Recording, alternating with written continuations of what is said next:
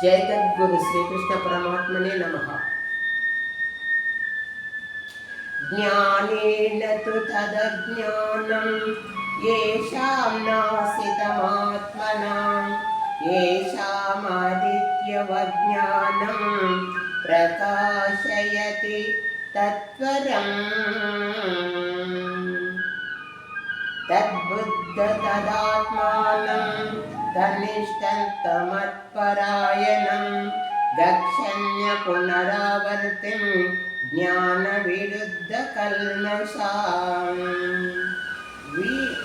विद्याविनयसम्पन्ने ब्राह्मणे गविहस्तिने शृणि चैव शपाकेशा पंडिता సమదర్శనః.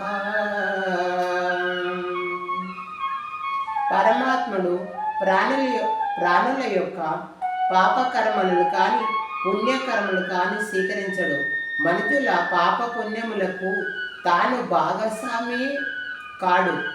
మానవులను జ్ఞానము అజ్ఞానం చేత కప్పబడి వారు మోహితులవుతున్నారు.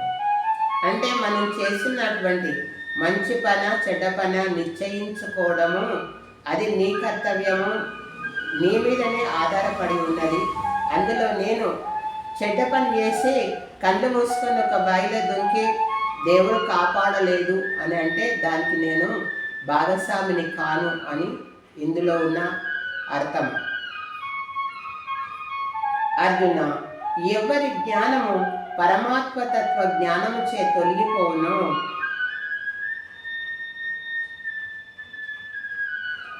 పరమాత్మ జ్ఞానము చే తొలగిపోవును, అర్ధులు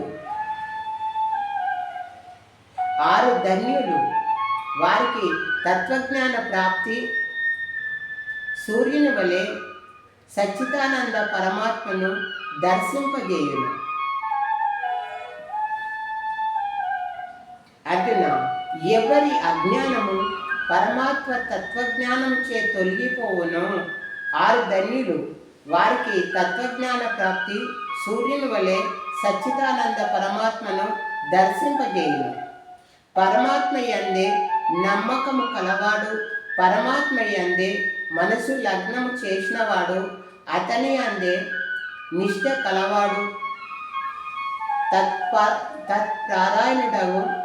తత్పారాయణుడగు యోగులు జ్ఞాన సాధనతో పాపరైతులై పునర్జన్మ లేని పదవిని పొందుచున్నాడు. పునర్జన్మ లేని పరమ పదవిని పొందుచున్నారు. జ్ఞానులైన వారు విద్యా వినయ సంపన్నుడైనటువంటి బ్రాహ్మణ్యందును, గోవుల యందును, కుక్కల యందును మరియు ఏనుగుల యందును, అంతెందుకు చండాలుని యందును సమదృష్టి కలిగి యుందురు.